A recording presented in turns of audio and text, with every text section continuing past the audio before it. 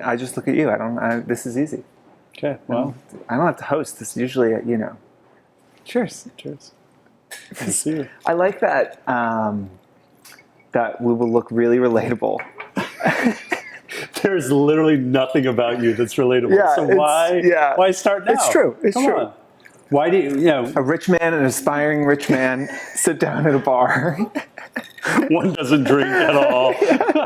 One pre-games with a hangover. I've already taken my hangover pill. Maybe we should talk a little bit about the tuxedos. Yeah, sure. It's great. Why are we in tuxedos? I guess why not? Yeah. Is question one. I think a sense of occasion is important. I think that's right. And what better one than getting to sit down with you? I mean, just getting you to buy this tuxedo is the culminant, maybe one of top 5 proudest professional moments of my life. When I heard that you had been wearing the same suit for how long? A decade plus, easily. Yeah. Easily. And it was your one suit. One set, that's all it is. Which, one, unlike poorly most, tailored. Yeah, unlike most investors, you are well dressed. I will begrudgingly admit that you are well dressed. Not your taste in general. Not my taste. But thoughtful. But yes, thoughtful. And so I was happy. I was very happy to get you in a tuxedo. And it looks great. Why not? Well, I appreciate it. I think when I bought it, I didn't fully appreciate that, you buy the tux and the occasion presents itself, just like when the student is ready, the teacher appears. This is definitely one of those moments, but the moment that presented itself to buy this one was actually a very special one, and one I felt incredibly grateful and lucky to be a part of, and that was your wedding over the summer. We've had a chance now to be working together for 8 years? 8 years? Yeah. It's pretty amazing. I guess actually 9 in May. Yeah. Is that right? Yeah. 9? Yeah. Okay. Well, it's like, why haven't you exited? Time flies when we're having so much fun. Yes. One of the most requested things we get from people is like, let's hear from indie founders. So you were a part of the very first indie group. In fact, we met before there was an indie. Mm-hmm. And so you had been someone who I followed on Tumblr back in the day. You had started this influencer marketing business before there was really even much to be said about or even to be marketed through influencers. Right. So what was the impetus for that? Well, I started the business, I guess we have to go back to starting a Tumblr. Yeah. And so I started a Tumblr. A few months after it started up, a friend sent me the blog.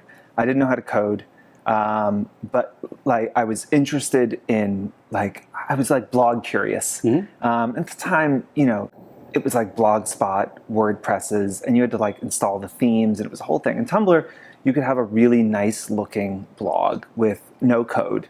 The themes were great. So I started that. Fast forward a few years, I fell into being one of the most followed people on the platform. I'd gotten on a recommended users list or something. Sure. And I remember I was following, the College Humor Vimeo guys, totally. Lodwick and Zach and all this. I had come from a family, my dad was an entrepreneur, but not startups, right? It was much more. And you weren't doing startups at the time at all, right? No. Okay. And I saw these guys building these businesses. They were 1 or 2 years older than me, I think, at the time. And it looked like a lot of fun. It looked like seeing it through a blog made it feel possible. And I started to think, okay, I know I want to start a business of some sort. And I started just doing random things. I had a photography magazine, I had a tie company, I had the cycling apparel, Due North, I had that. I had a record label that crashed and burned. So I was doing all of these little projects, but all the while, following kept growing. I ended up getting invited to Abu Dhabi to shoot this yacht race for Puma. And I was coming home from that trip. This was the first time a brand had ever sent bloggers on a trip, first brand trip, which if you're in the influencer space now, it's part of everyone's kind of toolkit. Yep. I was coming home from that trip and I felt like maybe we had stumbled upon a new kind of marketing, and that I felt like brands were going to want to work with more at the time bloggers, let's just call them influencers, Yeah. want to work with more influencers, but they would have to have analytics and data that they could trust. And so I found out through the APIs that we could pull those numbers in, that we could build a directory that would be searchable. And I thought, okay, if we can help brands find these people and we can verify their analytics, then like maybe there's a business here. So that was 2012 and launched in 2013. You were not technical. No, not at all. Okay, so you had a co-founder. I had a You had somebody who was a little bit more technical than you to help stand it up. Technical co-founder. We both had 15 grand in our savings account. So once we had spent 30 grand on like back-end developers to build the actual infrastructure of the site, we ran out of money and we were like, okay, I guess we have to go raise because we were out and we still felt like the idea had legs and we wanted to keep going on it and raised a 250K. How was fundraising? Because all these guys you were talking about on Tumblr at the time, like they were all off raising money. They were building, I mean that Tumblr itself had raised a bunch of money. So you went out there to raise. I'm in like peak TechCrunch time. You know, like you were just reading about fundraisers, and my co-founder had come from Tumblr. They had done a monster, what seemed at the time a monster raise. Now would be like probably fairly conservative. We thought we will raise the seed, raise $1 million 9 months later, and then we'll just be on, we were excited to get on the hamster wheel. I bet you were. And I'm 26, 27, and looking back, obviously the level of sophistication was so low. I just watched the interview you did with Christina, the level of sophistication that she had going into it, even the way she talked about like the ideas that she had and how she would kind of analyze those and understand it, like market size, like that was just not never even occurred to you. No, not really. And I think we were thought like, we'll raise money and we'll probably sell the thing in 2 or 3 years, move on to the next thing. But there wasn't a lot of understanding about how. And you thought that was a pretty compelling pitch. Yeah, I mean, what do I know? I didn't know. I didn't know how you raised funding. I just knew what you did as a startup founder. To me, it seemed was you raised money and like threw parties. Oh, interesting, because that's what was happening here in New York. Yeah, that was happening in New York, and I was like, again, I was watching all those guys on Tumblr, and it seemed like there was a community that all kind of hung out. And they threw these co-branded events and stuff, and like that's what it seemed like you're doing, like throw events at the Soho House, raise money, and to throw those events. Yes, right, and make money. Sell the business, don't make any money. Right. I found one of my spreadsheets of like investors to reach out to as I was kind of prepping for this. And I was looking through it this afternoon, and there was like 91 investors on there. Wow. And all in the notes, in the notes I was looking, like all of them, it ended up just being passed. Really? I could not get a single person. Did you get meetings, or were you? I would get intros and meetings. Like the idea was interesting enough to people. We were early enough that we could get meetings. People were happy to intro. We had a very hard time raising. Where do you think it fell down for most people? Everyone thought it was going to be a fad.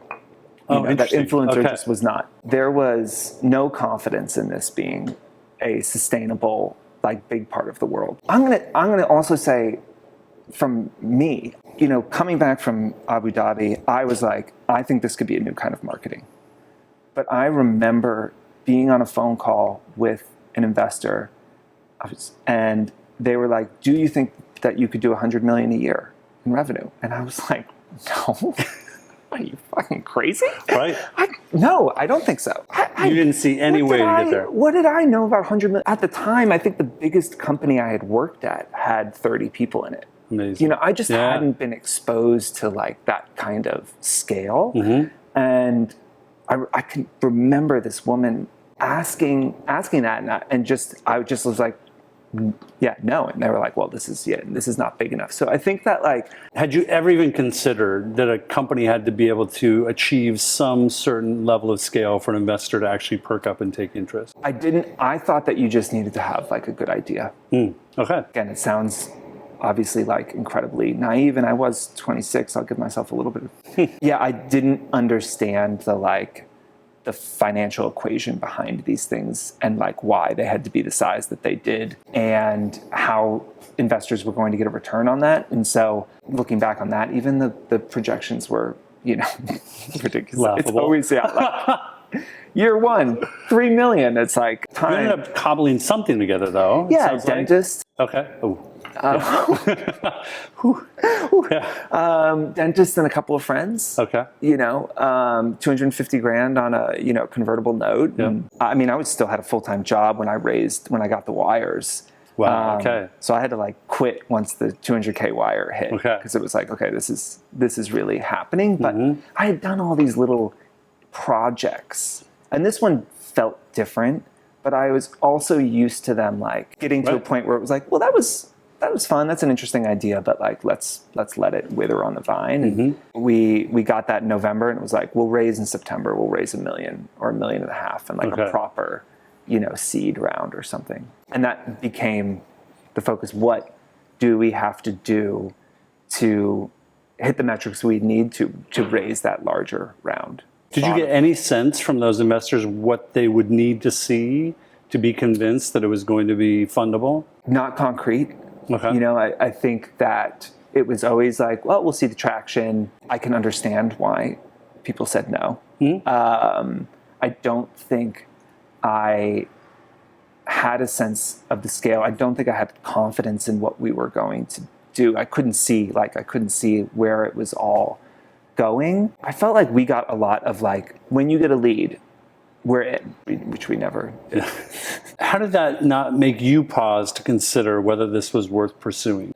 Like today, when an entrepreneur starts out, for the most part, if they don't see a clear path to 100 million in revenue or like a really massive, total addressable market, a lot of the times they just won't even start. Because what's the point? There's no way to convince an investor that's the case. Maybe they don't see it as, some type of company that can really create a category, change the world in any meaningful way.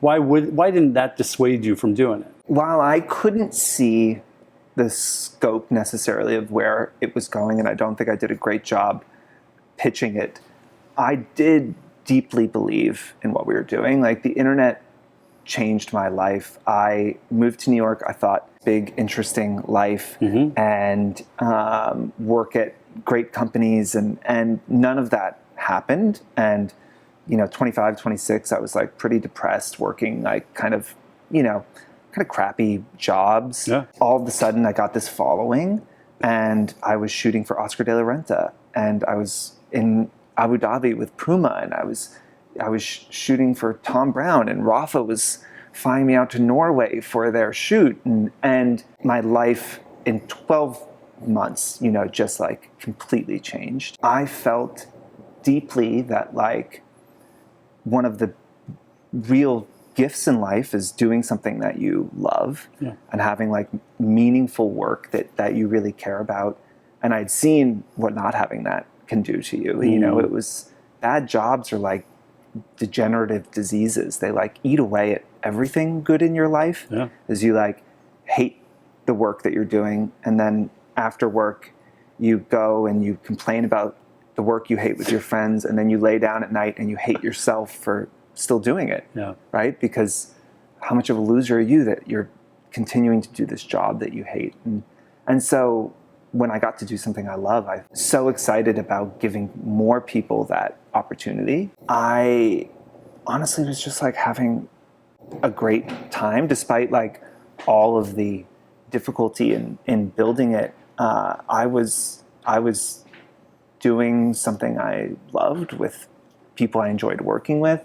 I think my like confidence in this space and in myself and in Fohr really grew so much as the business did, and I started to like get like the reps in. When we went out to raise in September and it didn't happen and we ran out of money, I had an offer, someone to buy the business, and I flew out to LA to sell it. AccuHire, I would make nothing, but like they'd pay our salaries and we'd keep building. Right. And we were walking into the meeting, and I said to my co-founder, I was like, I don't think I'm done. This doesn't feel right. Let's let's give it one more go. So were they on the same page with you at that point? Yeah. They were. Okay. They're like, yeah, let's go. And hilariously, my solution was, I was like, I'm going to go home for 6 weeks and I'm going to focus on selling. Forget this fundraising stuff. Forget the fundraising stuff. We had come home from this trip in London. We had launched in London. And we came home from this trip and we had negative $13,000 in the bank. Wow. And let me try and sell ourselves out of this hole. Because I don't know, it started to feel like actually this idea is really, really big and I feel like I'm the right person to solve it and I'm not ready to quit. Is there a conversation, client moment where the switch kind of flipped for you and you said, this is fun and I enjoy it, to like, this is a really big opportunity and I don't want to squander it? I think what's interesting is that like my idea of what a big opportunity has changed so much. Like I really felt like I've always wanted to have money, but like I really felt like if I could walk away from this business with $1 million, that would be, I mean that would be change your life. And that would cover rent in New York for like a year. Right. Well, my old apartment, that would cover rent for like 70 years. Yeah, exactly. That was this kind of the scale of the ambition, you know. I think when I stopped focusing on the fundraising, it just wasn't about money stuff. I had felt like that was actually a pretty humbling and embarrassing process. Again, my idea of what legitimate entrepreneurship is SaaS business, big fundraising. Yep. That's, you know, and everybody texting you the day of the TechCrunch article saying congratulations, big high five, you know. I think that when I failed at that, I gave it like everything I had and like just like totally failed to get anyone on board. You know, my first job in New York was futures and commodities broker in Wall Street. I had to make 225 phone calls a day, and I was like, I know how to literal boiler room boy. Yeah, I know how to sell. I'm not afraid to like cold call people and like, let's just try this. I think it just became about like not letting the inability to fundraise be the determining, like the closing chapter of the book. Because we were like, we were just like about to just shut it down. That's amazing. And I think had you been selling before or no? We had, but like it wasn't the focus. Again, like we spent a lot of time.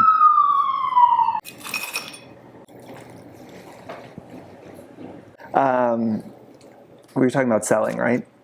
Yeah, we were talking about really where you were going was focus. So like you hadn't really focused on selling, you'd focused on fundraising. And fundraising, events, you know, with other cool stuff. I mean, like our London event was with Uber Technologies, which was this new, you know, hot new startup. And the focus was all towards like, what do you need to do to fundraise? And so when that failed, there was nothing left. You know, focusing on sales and product and actually trying to grow the business, became just it wasn't our choice. It was forced. It's amazing, right? Like, what happened when you were able to shift that focus? I know I needed to make $60,000 in 6 weeks. Okay, to keep everybody on payroll, to keep it moving. Feel like we could get out from under the weight we were kind of under, and I did that, and I felt like, okay, that was a tough year. You know, that gave me confidence, and going into next year, I was kind of like, okay, we're like not going to try and focus on fundraising. We're just going to focus on sales. And funny enough, I think 6 months later was that when? Yeah, 6 months later is when we invested. Indie launched. Yeah. You would come to New York, we would ride together in for some reason, seemingly always in the winter. Always. Freezing cold. You would always bust my chops about that. Yeah. Yes. And I think we had started to make more money. I found it frustrating that investors were not interested in the fact that we were making money, because we had started all those conversations. And I think that like, while I was like, I'm going to focus on sales, I was still kind of like, if someone throws me the like $1 million life preserver, I am like absolutely throwing that on. Right. You know, I was not philosophically, I am selling and I am not taking money. And you hadn't made that connection between that shift of focus of like what impact selling and growing the business and focusing on the customer was having versus this kind of previous focus of fundraising. No. You hadn't connected those dots. I don't think we've got a better business now because we're doing this, and turns out more fundable as well. I went back to shooting Yeah. to like payroll. Yep. So I was like using my day rate from photography to like cover payroll. Right. It felt like the thing we had to do. It was really hard. And so it was like hard for me to make that connection because we were struggling so much. Yeah. I think we spent 18 months with the bank account under $5,000. Wow. Wow. That's amazing. And, you know, we had 4 or 5 people full time. So it was just a constant money in, money out, just trying to like keep Was the there lights on. still a conversation about maybe we just wind this down, maybe we sell this off, or was like, were the junkyard dogs? I was junkyard dog. I was like, I'm going to make this. Right. I'm going to make this happen and like get us out of this. Pretty committed. And the stakes were low. I made $65,000 was my salary before I started the business. Yeah. So that's what I paid myself when we started it. Yeah. I was good.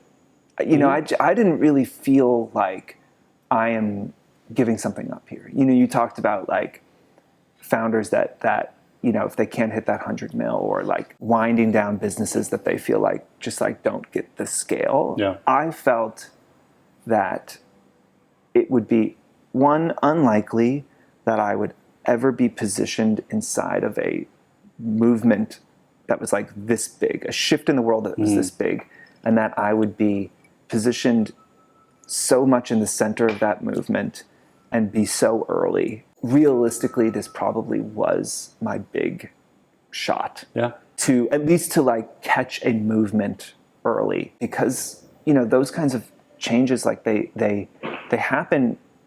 They don't happen inside of like communities of like 40-year-old well-off people. That's right. You know, they like start with youth culture generally, Totally. right? And I was like so in that Tumblr world, and I think And it was this tiny microcosm, but you could see it start to happen. You know, like even my friends that I got to start blogs, and then they would be like, "Oh, this is like really fun." And then like Instagram had launched, and like that was like much even easier than Tumblr for people to support and to do. And you could just start to see it happening. And so it really started to feel like this is my shot. And I probably was a few years too early. But if I can just like keep this going, you know, keep the lights on, that like the opportunity actually could be quite a bit bigger than we anticipated. I feel like as I think back to our rides around Central Park, this was a kind of a recurring theme of feeling a bit misunderstood, feeling like you kind of had a tiger by the tail, but it wasn't really obvious to anybody else how big this could possibly be. Was there anything from those rides that you remember or that made any kind of impact? Like, I remember us really connecting on the idea that I think the more I got into selling, the more frustrated I got that like startups were unwilling and not expected to make any money, and that like that actually hurt you in some ways. Right. And we started to connect more. I think initially I was like, I wanted to raise money. No, I remember. You know, and I think I spent the vast majority of the time on those rides talking you out of raising, trying to raise, or spending your time even trying to raise. Right. And then we started to talk more about just like, you know, how to build a business and like revenue generating businesses. And I think I started to see like we doubled revenue that second year, and then it was really starting to pick up, and I started to see like, oh wow, this could actually like grow and compound, connected with that idea that like we shouldn't be embarrassed that we made money. And I felt like I had really screwed up in a way, because I would talk to other entrepreneurs and they're like, oh right, but like you can't start charging because then you can't, like, they'll... Nothing ruins a good story like Right, numbers. exactly. Yes. I don't know, I felt like I'd maybe like kind of really screwed up in a way, you know. The difference in telling your story to a customer and their reaction to it versus telling the story to an investor and their reaction to it, right? I would imagine, if I recall, investors were still like, this isn't a thing. Yeah. Influencers aren't going to be a thing. What you're talking about isn't a thing. This could be a nice little service business. You should definitely, do that, but do it without raising money. And at the same time, your customers are like pining for more. They're asking for more. Can you, the scope of these projects were getting bigger. The dollars that were getting allocated to them were getting bigger. The priority within like that CMO's office, like it went from the lowly, social media manager was starting to kind of climb up and get a lot more visibility and budget. How did you square that in your mind at the time? Two like very different messages you're getting back from the market. Yeah. And if we're being fair, you probably overweight the investor perspective rather than the customer's perspective. Yeah. I was much better at the customer side interesting. of it. Okay. Like that, I felt like I can go into any room and I can get them interested in influencers and get them to spend money with us. I know I can close it. And I was coming off of like a fairly humiliating first year of trying to sell the idea to investors. And so to slip into something that like was working, that people were excited to hear from us. They were excited to hear what we had to say. And I was really good at it. Actually, this is what I'm interested in. And like probably started to swing the other way of like, I'm not like, this is a waste of time. And I got, again, like probably a little over-indexed on it as I was like trying that on for size. I remember sitting at a dinner with you in one of our retreats, and we were talking about Uber, and I was like, well, I mean, what is he? He's not even running the company. He's just raising money. It's like not a real CEO. It's like like obviously, like this is your moment of kind of over-indexing, and you were like, I'm sorry. I'm gonna stop you right there. I'm gonna stop you right there. Like that is an insane statement to make. Yeah. But like, I started to feel really like, what a waste of time. And these people like have no idea what they're doing. And like you should be talking to your customers, not investors. And got really, really amped up on that idea. And I think part of it was like okay, you don't want me, then I'm going to like reject this whole world, and I'm not interested in it. I'm not going to pursue it. Obviously, the second the opportunity actually presented itself, I busted through that door as quickly as I could. Right. But you were like, hey, I'm doing this thing. You should apply. And it felt perfect because I think I knew enough then to say, I don't want to go out and raise $5 million yet. Like, I don't think we need that. I don't even know how I would spend that. But I still did feel like we could use capital, and almost more than it. What was so interesting and you asked what stood out in those rides. I felt like you were operating in a like layer of the atmosphere that I was like stuck on the ground looking at. I was like in traffic, looking up at you in like a plane, being like, fucking planes. Who needs a plane anyway? I like the car, But like really, I was interested in being up there, and even just from us riding, you were always happy to make introductions, but also just had this bank of experience and the kinds of founders that you were talking to and the kinds of businesses and the scale. Maybe our inability to raise money was my naivete and not the idea. If my ambition went from like, could we sell the business for $5 million to what about 50, what about 100, what about 500? That like I needed and really wanted to have a partner on board who could help guide us through that, but also the network that it felt like you got when you raised money. That like you started to get plugged into these communities where you were you were with like-minded people, and that just in this, it's almost like going to, an Ivy. And I wanted access to that. And I think that like, that was something that was so interesting about Indie VC, which was like, we're going to try and provide that community for businesses that have maybe been overlooked by that community. Yeah. And you were a guinea pig.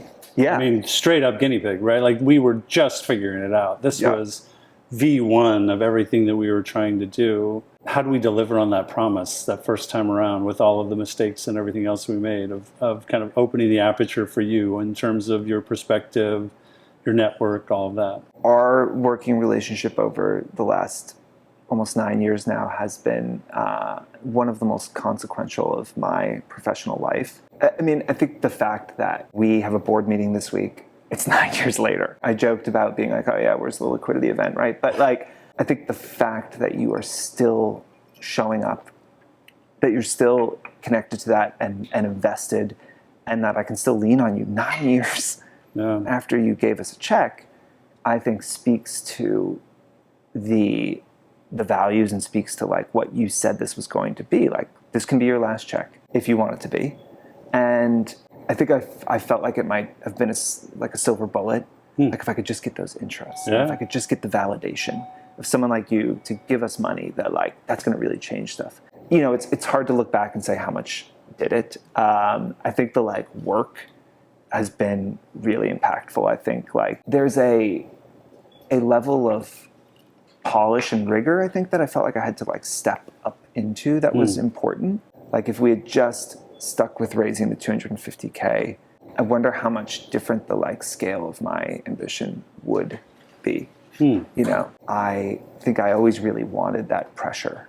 You thrive in it. Yeah, I wanted that pressure. I wanted to feel like someone else believed I could do this. I think that was something that was like really, disheartening, is trying to raise it and then not. And, especially when it like seemed quite easy from outside. I know now it's obviously not, but like reading TechCrunch, it was just like, you see these ideas that get funded and you're like, what the, these guys can get money.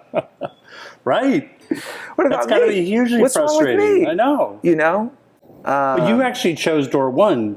I think the last investment we made in the business was like 8 years ago. You invested in May and then in October. Yeah. It was like so we did like later. a seed, and then we did like a follow-on funding shortly after that. But that was even. But that was I mean, you had gone from, if I recall, the numbers were like 350K, and you were on track to finish that year, I think, at over 3 million. Yeah, it was. It was a pretty immediate ramp. Yeah. But then you stopped. Not growing, but you stopped. You stopped raising, and so. When we invested your 6 figures this year, you're on track to kind of brush up against 9 figures. Like, it's a very big business now, and you've done that all on effectively $1 million raised. Yeah. We went from what, $500,000 when you invested to, we just had a $23 million quarter. Yeah. Off of $1 million. Yeah. And it's funny. I haven't had an investor conversation in so long, and. It's not from lack of interest on the part of investors, from what I understand. Yeah, no, it just stopped once we kind of stabilized and things started growing. I was just like, I'm not going to spend time on this because I didn't want to raise. And then 2021, it was like, well, let's start just like having some conversations. And it was, God, the cobwebs. It was such a different conversation talking to investors. They'd be like, tell me about the business, and I would explain it, and I would say the numbers and what we've raised, and they would always just be like, wow, that is. I hope you're proud. Like, that's actually like very rare, and I think I'd spent 8 years just like grinding away. It's really, again, you don't have the public like stair step. You don't raise at a 30 and then an 80 and then a 250, and it was like strangely emotional and validating to like talk to these people who 8 years before had no interest, even though we didn't end up wanting to do anything. Just having them be like, hey, nice work. That's like really hard. That's really rare. I was like, oh, thank you. I'm so like I said, VC is daddy issues with the business model. It just all came bubbling out of you. I'm so desperate to have someone tell me I'm doing a good job. You certainly don't hear it from me. No, never. Never. Like it's an interesting journey because it wasn't planned. I think it's so interesting what you have been going after and you've been beating this drum for 8 years, 9 years now. And now I feel like there's so many more people that are intentionally choosing it.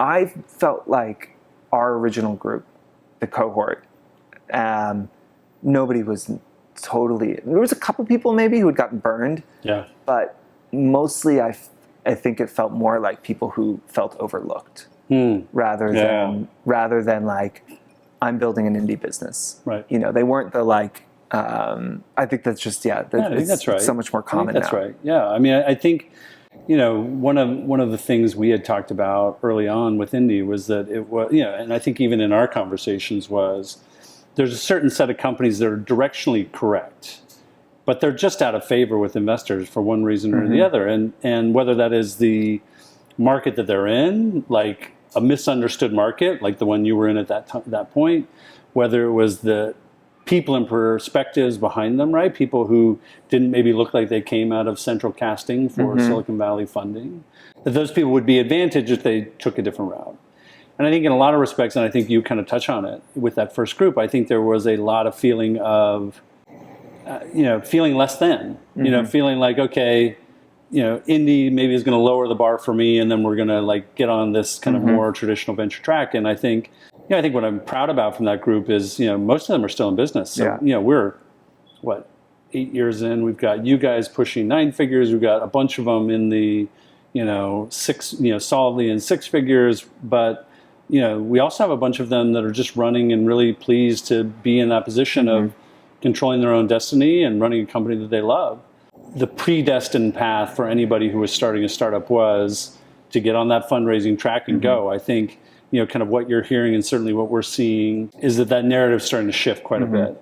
I think it's starting to shift in part because there's so little funding, there's so much less funding going into startups these days generally. So people are trying to be kind of a bit more cash efficient. I also think similar to you and your experience of switching from fundraising to selling, I think a lot of people see that the benefits of constraints, the benefits of focusing on customers and product oftentimes wildly outweigh the benefits of landing an early round of funding. The kind of muscle memory they start to establish, the culture that they're able to set, that shift in focus matters is something, we've been trying to talk more and more about, which is, I think, in the early days of indie with the burning unicorn and everything else, I think a lot of people saw that as anti-fundraising or anti-VC or something like that. And I think even back then, the idea is we're not anti-anything, we're pro-focus. We've watched it over and over again. We've talked to so many founders who are now, above or beyond the kind of metrics you're putting up right now, who time and time again would say, like, that early focus changed everything. And if they had raised XYZ round, in fact, I read a Twitter thread from somebody the other day who said, I had this good business, maybe even a great business, but I wanted this home run business. And so I went out and I raised, and they didn't raise that much, but even just a little bit completely changed the focus of the business. It put them on that track. It got them essentially to the point that you got in LA, where they ended up having to acqui-hire and sell off the business, didn't make anything on it, and now kind of moving on to their next thing. I think enough of those experiences have been lived or discussed that maybe people are starting to kind of reorient around building businesses a different way. For me, it was like the only choices: you raise a friends and family on a convertible note, enough to quit your job, then you go out and you do this, and like that was just, there was no other way to build a startup as far as I knew. Right. That was ever. No one was talking about it any other way. Right. I was 26. I didn't have any money. Like, it wasn't something I could float for 2 years, but it felt like the only path. It's really encouraging to see people who are building these incredible businesses. And I think that there's so much more intentionality about, like, what do I want the end goal to be from a money perspective, and how do I get there? I felt like, especially early on, I just wanted to like work on this product, like whatever the way I got to do this thing, which felt like a gift that I got to like work on this. was what I was going to do. I feel so fortunate I wasn't able to raise money in the way we wanted, because I can almost guarantee I would not be sitting here. I don't think I would. Totally blown up. Yeah, yeah. I mean, in your own unique way. Yeah. But I think that's probably right. Knowing you now, I think it would have affected you in more ways than you probably realized at the time. Not just in business, but across the board. And it's like I needed to I've like grown up so much in this business. Yeah. It's like, I mean, you've lived through it, dude. There's a lot that went into and a lot of setbacks that you had to navigate. Yeah. In getting to where you are right now. I mean, I give this presentation to every new employee, and it's basically like me trauma dumping on them. It is amazing going through and being like, it's just like so many times where it almost went under. Yeah. And we were like just barely holding on. Mm-hmm. You start to get like, you and I love to ride down Fifth Avenue on the bike. It feels like a video game, but like the more you do it, the cockier you get. Totally. Like the more you like survive the close calls, the more like risk you take, the more you feel like you're maybe invincible. And the fact that we were so near to death for so long made me feel a little crazy. Like I can just keep doing this. Like we can live at that like absolute limit. In the years after, it was self-induced. I mean, we were always just break even, not because we had to be, but like we were reinvesting it. We were like not going conservative. Yeah. Like we were spending everything back then. Yeah. To like go. Again, I think if I'd known more, I don't know if I would have done it. There's so much on Twitter now of people being like, oh, you do this and you pull this much out of the business, and once you get this kind of nest egg, go buy some fucking real estate. And then like, oh God, then you're like buying real estate for the job. Right. But it's all so much around like how to make money, which is like such a important part of starting a business and such a boring one. Again, I'm just like so grateful the way it worked out. It didn't change the scale of my ambition, but like I didn't get the $10 million that probably would have ruined us. Well, there's two things to that. One, I think, you've touched on ambition a few times, and just, in your perspective, how you had not low ambition, but like the end goal was pretty modest, based on what you know now. We talk a lot about how ambition wants to grow. It doesn't want to shrink. And so in the sense of like, maybe it felt naive and maybe it felt a little out of touch to think if I get $1 million, it's going to change my life. But you have to start there, because I think, part of what's going on in startups over the last 5-10 years has been to not even start unless you can see like that massive thing. Yeah. And so the only thing to do is let your ambition shrink. Like, how deflating would it have been to have said, to have heard all those no's, and then to be saddled with a, non-unicorn company. Right. Like it would be so deflating. Yeah. And yet it's kind of what we've been coaching and advising entrepreneurs to do, to set out in your earliest of days talking about these massive markets. And I think some of the more interesting ones, like the one you're in right now, they don't look big. They don't look that interesting when you start. And if you look at the history of nearly, all the big breakout companies, that's kind of how they start anyway. I think that's an area we probably don't spend enough time really trying to square that circle in the minds of entrepreneurs in terms of, ambition is such a funny, inflatable thing. And yet if you start it already fully inflated, there's only one direction for it to go, either pop or, deflate. You did get $1 million from us over, 2 rounds of funding. Why didn't that lead to like, okay, I got my seed round, now I'm going to go get my proper A round and I'm really going to blow it out? Yeah.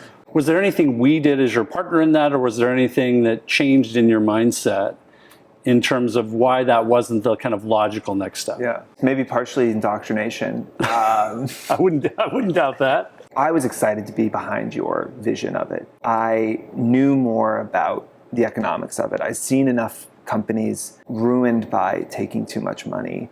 Being right about the industry, about my ability to build a company that could be the winner in that industry, and doing it in this like non-traditional way. There's something like perversely like very like appealing to me in that, Yeah. you know, in not only doing it, but doing it in this really different way. And as the business got more and more real and it started to be like, okay, we're not going to go out of business. The economics are shockingly simple to not raising. How so? If you're going to get on the hamster wheel and dilute yourself down to 5-10% if you're lucky, you know, you've got liquidity preferences and, you know, like all of this stuff that is like structurally set up to make it difficult for you to make money. You have to be going towards that billion. But even there, as we've seen, I mean, how many unicorns got minted in 2021? Was it 1,100? Something like and that. 56, I think. Yeah. You know, how many of those are billion-dollar businesses? Like, I mean, really? How many realistically? Really, right. 20? Yeah. You know, who knows, Maybe. Right? I think there's like 56. If history is any guide, between 12 and 15 will survive the great minting of 2020. Right. Yeah. The more I learned about the economics, the more I was like, well, I've made it this far. There's no point in now. Interesting. In now, like, going down that road when I've like gotten through the hard part. I needed the money like earlier. Yeah. Control became really important and interesting for me, that like somebody else wasn't going to dictate, you know, my ability to keep running this. Like if I want to keep doing this, I can. Whereas like that, you run out of money and that choice is made for you. If you go back to the till and the till is closed, which it is now, right? You know, counterfactuals are always tough, but when you think about your experience so far, particularly with us in your corner, what trade-offs do you think you've made to stay independent that have potentially been a net negative on the business? Like, is there anything you've done or you felt like you had to do in building the business that you were too constrained or you were too conservative because of this path that you were on? There are things that are more complex. I think ultimately it's led us to a place that we like will be validated. You know, we started doing the services in part to pay for building technology. Yeah.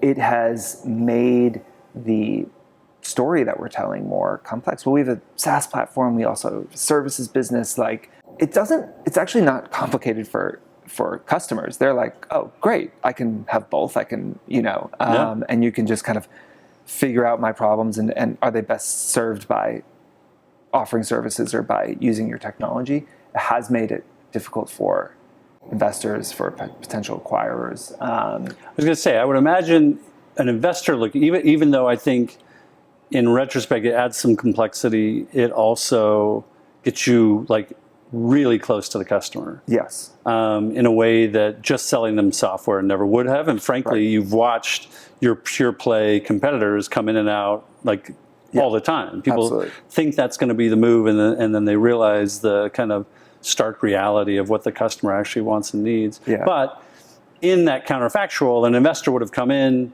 and that would have been the very first thing they would have shut down in the business. Yes, and maybe if you go and raise a bunch of money, you just are hyper focused on one of them, and you don't have to. That's where customers wanted us to go. Yeah, they didn't care about more powerful technology at the time. They didn't have any idea how to do this. They didn't have the resources to do it. Like, they just wanted someone to do it. Yep. So like, you know, we couldn't push them here, and we couldn't afford to wait for them to go there. And so we said, okay, well, let's start doing this, and let's see if we can have that bridge, and we can create that. And I've loved what you've been talking about recently, like software and a service, you know, and that like it has made this a better business. It is the best way to understand our customers' needs and understand this industry. It has made it a more complex conversation with who even acquires you. Yeah. Are you acquiring a services business? Are you acquiring a piece of technology? Like, what does that look like? So I would say that's the only like major trade-off that I can think of. You know, I look at the pure plays technology players in the space, and they've all raised $150, $200 million. They're in those billion in valuations, and you know, it'll be yet to be seen if they can defend those. Right. But when they were doing 40% layoffs, we were growing. Yeah. You know, we didn't have to think about that. I felt really satisfying and validating over the last couple of years when the fundraising world changed, and you could feel the energy of competitors like pulled into that. Product innovation just like stopped. Grinding halt. Like just stopped. There was a time in 21 where I felt like those competitors were coming out with stuff like every week, and I was like, oh my God, how can we, can't keep up. And then it's just like crickets. Yeah. For years, we were able to focus on what customers needed, to be there for them, and never had to divert attention from the problems our customers had to ensure the future of the business, which is like amazing. The only thing we had to do to ensure the future of the business is keep giving customers something that they wanted to give us money for. One advantage I feel like you've had in building this business is you've had time as an asset, not a liability. Time for you tends to be a source of competitive advantage. You don't need to, you can offer the customer, you can meet them where they are today. And I think what I've seen over the kind of evolution of the market so far is, again, when you started, you were selling to like intern social media managers. You are now like in the suite of the CMO. You are seeing massive budgets being deployed to this. You're also seeing Apple crack down on the data that it can share. You're watching, most purchasing decisions at some point are being touched by the influence of somebody on a social platform. When you project forward 5 years, what does it look like? And how do you best position yourself for that? I think influencer is going to be the dominant form of advertising. I think in the same way that that feels so inevitable right now. Like you said, it seemed like such a far cry radical. 10, 12 years ago when you started. 2 years ago, that was a radical statement. It legitimately seems inevitable. Talk to potential acquirer or something, you get the inbounds or whatever, and everyone's looking for a deal right now, which I understand. And I'm like, why would I, if we don't close a single other client, this business will be 5 times the size it is in 3 years, just because of where budgets are going. And there's not really a question there. Like, influencer is moving to the center of culture. It is moving to the center of people's lives, and advertising, it's probably 5 years behind what is like where attention is, because it takes, they're big machines, and they take a long time to like turn. And we still don't have social first CMOs. CMOs are still largely 55-year-old white men that don't believe in influencer. You don't win awards for it. It's not what influences them. I was at a client, TV to influencer budgets, 30 to 1. Amazing. And I asked why, because you look at the media consumption, and their customers are on social. That's where they're spending their time. And they're like, oh, the execs like to see the commercials on TV. It's that simple.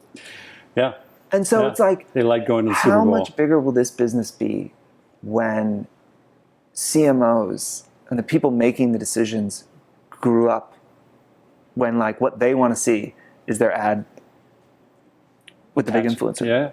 20 times bigger, 30 times bigger.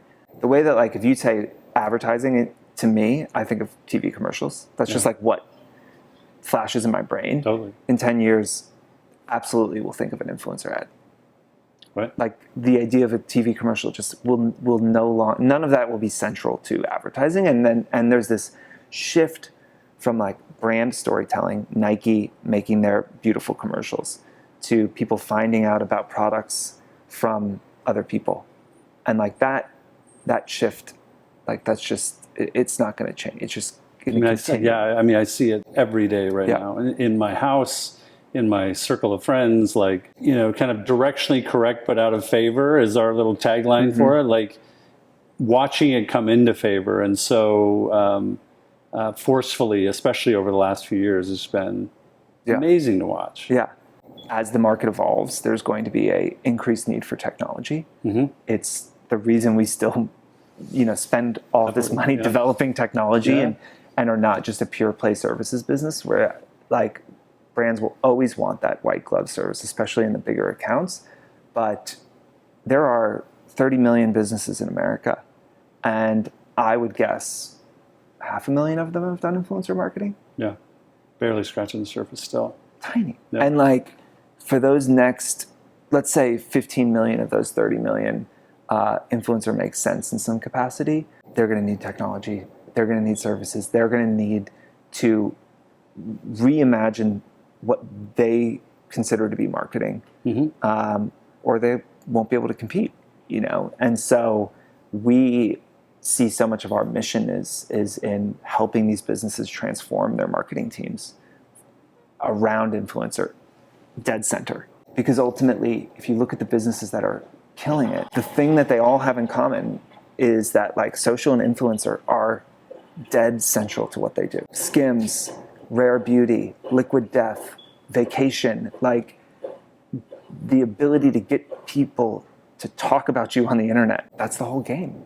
We are excited to, you know, to continue to be there to like help move that along. And I think it's amazing that like, while the scale is so much bigger, I also get to go back to like why I started it. And like we will put, you know, I'll probably send $8 million of checks to influencers this month or something. You know, like that's money into people's pockets who are building their own businesses, who are doing something with their lives that they love. And you talk about time, and I think that like I started this thing and I thought it would be this transactional fast thing. You flip it in 3 years, you know, and you get out and you do the next thing, right? What's the next idea? There's something like so special about going longer and being here to see it get bigger. It was interesting in the beginning because no one believed us, and it's more interesting now because everyone believes us.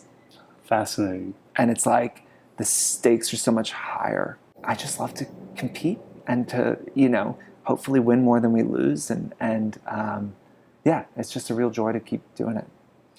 Well, that brings me back to the tuxedos. Yeah. Similarly to not knowing where this would have taken us, you know, 8 years ago, 9 years ago when we invested. Every time I wear this, I get to think about you.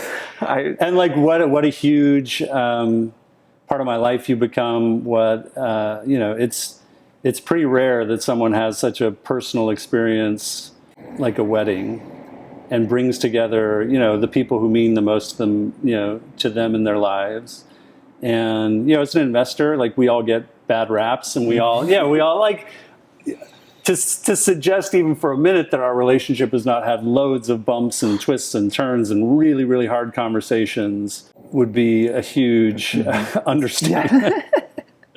But as a result of that, or maybe in spite of that, you know, to have been invited halfway around the world to come and celebrate that day with you and Kristen, you know, it meant so much to me. It meant so much to my family, you know, that we could be a part of your lives in a way that isn't just in the boardroom. It's not just on our check-in calls. It's in a really, you know, personal and meaningful way. And, you know, I think you touched on it earlier around your growth. To have a front row seat to that over the last 9 years has been such a gift.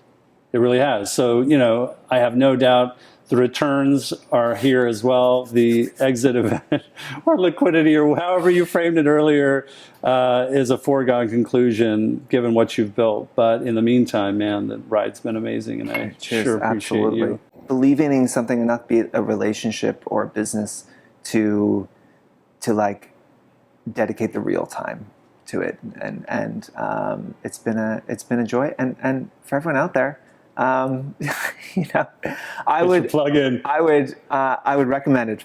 10 out of 10. You know, cheers. Let's go get a steak. Let's do it. Go get a steak.